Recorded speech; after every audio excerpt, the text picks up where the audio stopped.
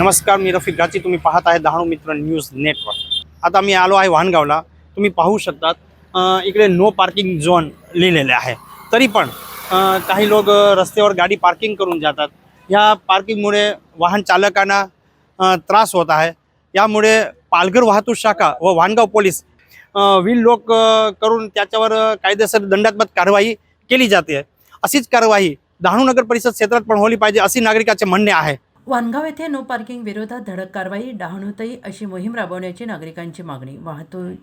वाढती वाहतूक, रस्त्यांवरील अनधिकृत पार्किंग आणि त्यामुळे निर्माण होणारी वाहतूक कोंडी यावर नियंत्रण मिळवण्यासाठी पालघर वाहतूक शाखा आणि वानगाव पोलीस यांच्या संयुक्त विद्यमाने वानगाव परिसरात नो पार्किंग क्षेत्रात उभी करण्यात आलेल्या वाहनांवर धडक कारवाई सुरू करण्यात आलेली आहे. या कारवाईमुळे वाहन चालकांमध्ये शिस्त निर्माण होत असून नागरिकांकडून या उपक्रमाचं स्वागत केलं जात आहे. वानगाव शहरातील मुख्य रस्ते, बाजारपेठ परिसर तसेच गर्दीच्या ठिकाणी अनेक वाहनचालक नियमांचे उल्लंघन करून वाहने उभी करत असल्याने वाहतुकीला मोठा अडथळा निर्माण होत होता. त्यामुळे रुग्णवाहिका, शालेय वाहने तसेच इतर वाहनांना मार्ग काढणे कठीण होत होते. या समस्येची दखल घेत पालघर वाहतूक शाखा आणि वानगाव पोलीस यांनी संयुक्तपणे विशेष मोहीम हाती घेतली.